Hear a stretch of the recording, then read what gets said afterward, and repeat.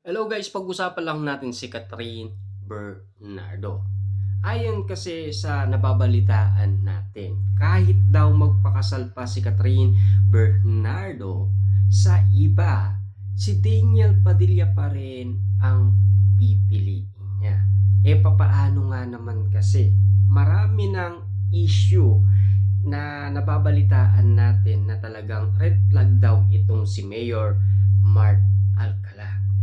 Baka naunawaan niya na kung ano ang ibig sabihin ng mother ni Catherine Bernardo na talagang inaawat niya umano ito kay Mayor Mark Alcala kasi ayaw na ayaw talaga ni Mami Min Bernardo kay Mayor Mark Alcala. Si Catherine Bernardo lang talaga ang may gusto nito. Kita niyo naman ha, nakikipagkita umano si Catherine Bernardo ng madaling araw kay Mayor Mark Alcala.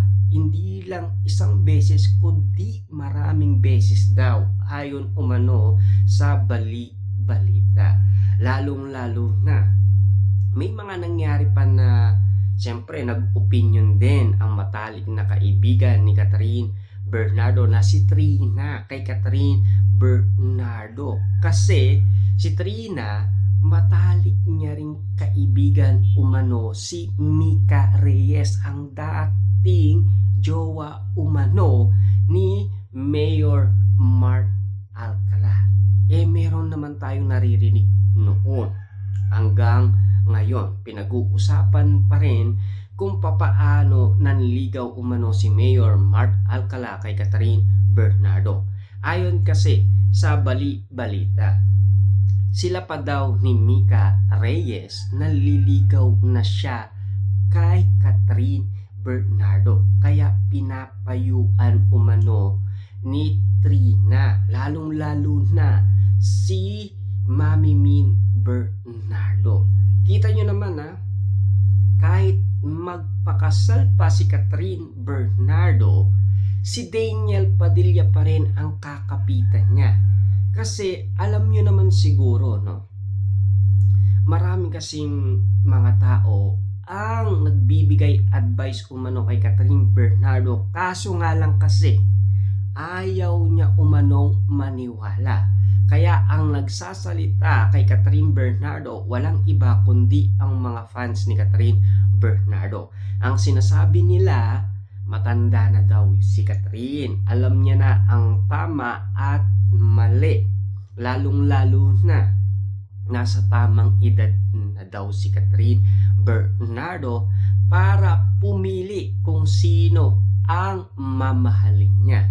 Kaso nga lang, may dumarating na pagkakataon na bawat sitwasyon na tila mauunawaan na nga ba ni Catherine Bernardo ang ibig sabihin ng maraming tao sa kanya. Kung bakit ayaw ng maraming tao kay Mayor Mark Alcala. Alam niyo naman siguro, 'di ba? Marami noon nagsasabi na tila napabuti naman daw or natauhan si Catherine Bernardo. Wag na wag mo nang babalikan yung si DJ. Napakalaki ng mundo, marami ka pang mamimit.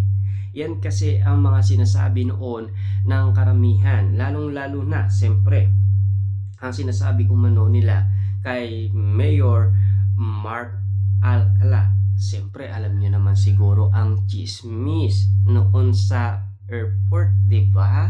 Kitang-kita natin na talagang naging trending, naging viral na balita kung saan-saan at pinag-usapan sa iba't ibang social media.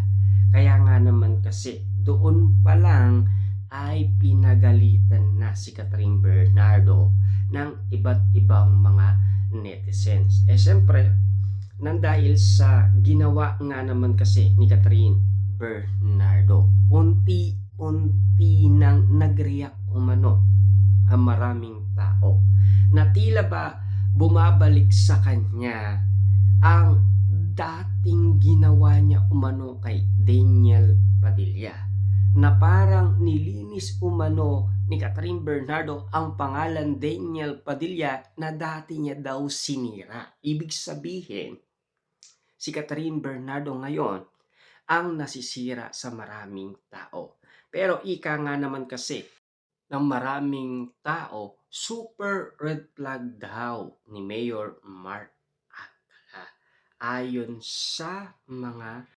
netizens. Siyempre, alam nyo naman siguro kung bakit nga naman sinasabi yan ng mga tao dahil kilala nila si Mayor Mark Alcala. Pero ang iba naman kasi ay kontra nga naman kasi dahil alam naman natin meron naman katangian si Mayor Mark Alcala na nakikita lalong-lalo na yung malasakit niya daw doon sa kung saan siya nanalo bilang mayor. Nakikita naman daw na maganda yung nakikita ng maraming tao sa ginagawa ni Mayor Mark Alcala. Siyempre, napag-usapan lang siya dahil nailapit lang siya kay Catherine Bernardo. Kaya nga naman kasi mukhang malalaos siya dahil dyan kay Mayor Mark Alcala ayon daw sa karamihan. Lalong-lalo na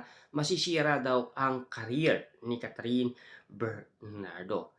Pero ang pagkakataon nga naman kasi unti-unting bumabalik umano ang pagkakataon para sa Katniel. Alam nyo naman siguro, 'di ba? Matagal na 'yan gustong malaman ng karamihan. Lalong-lalo na yung nangyari umano sa ABS-CBN Ball 2025 dahil nag-ingay muli sina Daniel Padilla at Catherine Bernardo. Kaya nga naman kasi nag-ingay na rin ang iba't ibang mga netizens na baka ito na ang tamang pagkakataon para maibalik umano sina Daniel Padilla at Catherine Bernardo. Kaso nga lang kasi nakikita niyo naman ang bawat sitwasyon na nangyayari. Ang pagkakaalam natin kasi tatapusin lang nila ang kanilang movie. At tapos babalik na sila sa pagiging love team ulit. Kaso nga lang baka hindi na matuloy dahil marami rin kasing naniniwala na meron na silang kanya-kanyang partner. Malay natin, baka ang management umano ang mag-control para magkaroon muli ng love team ang Katniel. Siyempre, alam niyo naman siguro kung saan sila nagtatrabaho, 'di ba? Sa ABS-CBN.